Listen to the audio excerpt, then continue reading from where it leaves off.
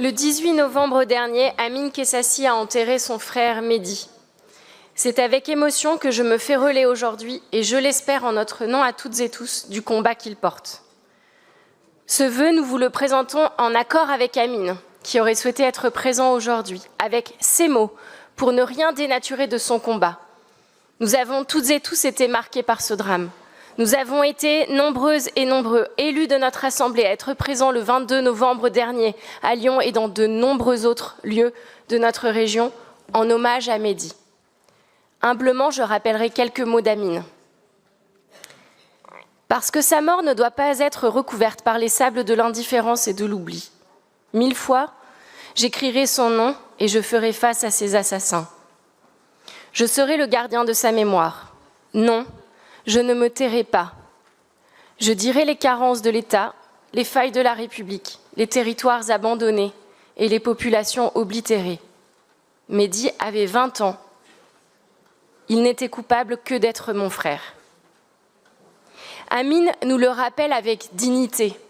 Un crime n'est jamais d'avertissement. Le sang versé l'est pour toujours.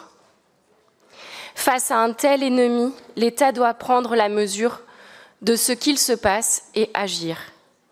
Aussi, nous demandons à l'État de faire revenir les services publics dans les quartiers et dans tous les territoires de la République, de lutter contre l'échec scolaire qui fournit aux trafiquants une main-d'œuvre soumise,